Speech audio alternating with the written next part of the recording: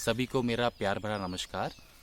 Actually क्या है, जो मैंने अपनी पिछली वीडियो डाली थी वो स्टोरी, वो काफ़ी लोगों को पसंद आई और उसमें 4-5 कमेंट आए कि ऐसी कोई और मोटिवेशनल स्टोरी है जिसको सुन के हमें खुशी मिले और हम इस कोरोना की लड़ाई से लड़कर आगे निकल सकें।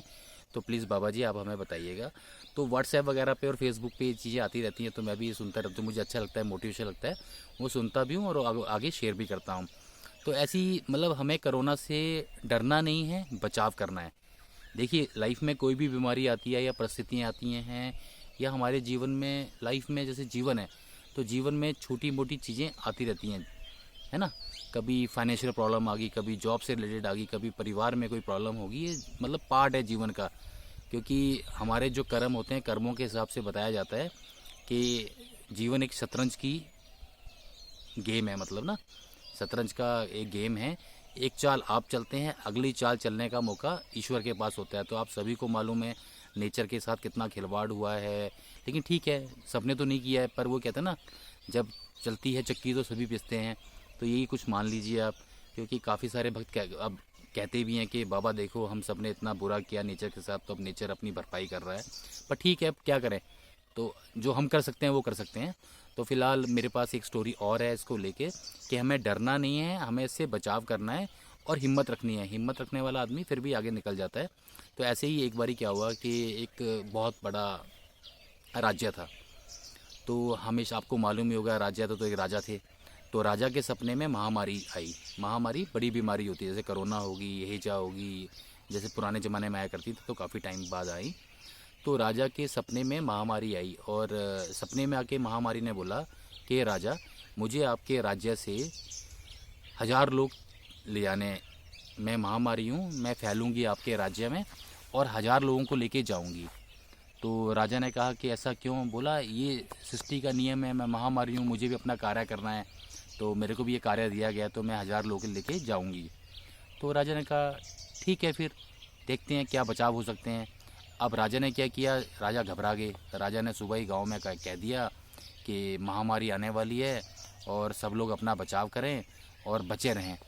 लेकिन राजा ने इतना ही कह के छोड़ दिया और महामारी अपना आ गई महामारी। अब महामारी ने कभी 500, कभी 600, 1000 लोग हो गए, लेकिन करते करते 10,000 लोग पूरे राज्य से ख़त्म हो गए। अब राजा परेशान कि ये या तो मेरा सपना गलत था या फिर महामारी ने मुझसे धोखा किया है। जब महामारी सपने में आई, महामारी ने मुझे बताया कि मैं 1000 लोगों को लेके जाऊंगी, तो 10,000 लोग कैसे चले गए।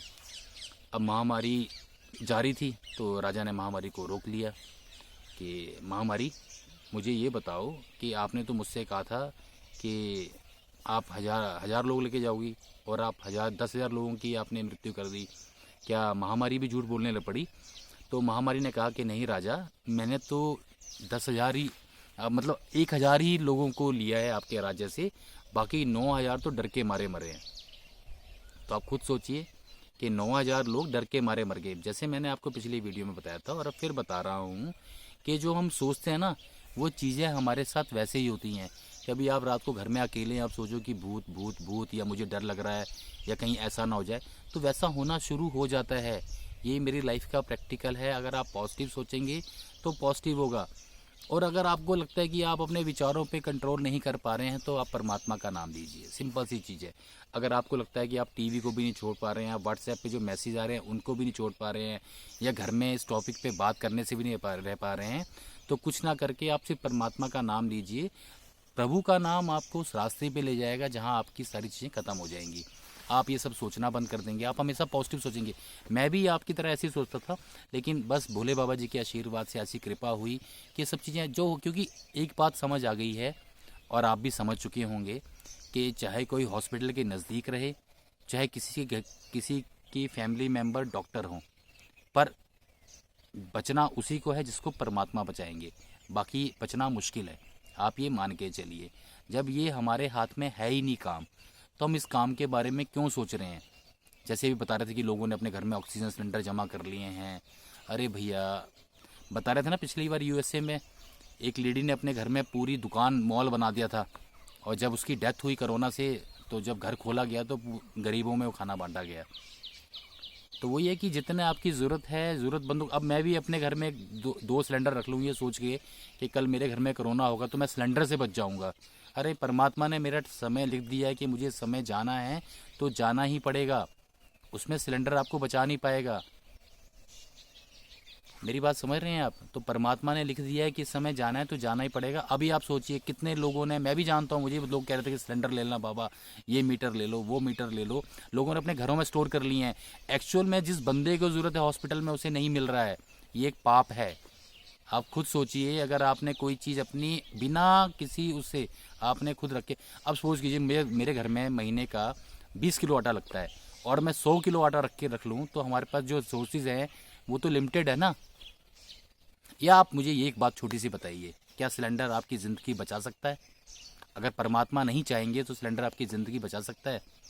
अरे भैया, जहाँ मैं धर्मशाला में रह रहा हूँ और जहाँ पहाड़ों में हूँ, यहाँ गांव में लोगों के पास थर्मामीटर भी नहीं है। यही चीज़ सोच के तो मैं यहाँ आया। और जो लोग बड़े बड़े इंस्टीट्यूटों के पास रह रहे हैं, मेडिकल एम्स के पास रह रहे हैं, वो लोग भी मर रहे हैं। और यहाँ लोग वैसे ही लेबर कर रहे हैं, वैसे ही खाना खा रहे हैं, वैसे ही जा रहे हैं। तो सिलेंडर, थर्मामीटर, डॉक्टर आपकी ज़िंदगी नहीं बचा सकते हैं, भगवान ही आपकी ज़िंदगी बचा सकते हैं। ठीक है, कोई ऐसी परिस्थिति आती है तो यार, अगर सब लोग इतने समझदार हो जाएंगे, मार्केट में जो चीज़ है वो वहाँ पे रहेगी। ऐसी परिस्थिति आती है तो जिसको ज़रूरत होगी उसको पहले मिलेगी ना। क्या पता हमें ज़रूरत ही ना पड़े, वो सिलेंडर हमारे घर पे पड़ा रहे, बताओ।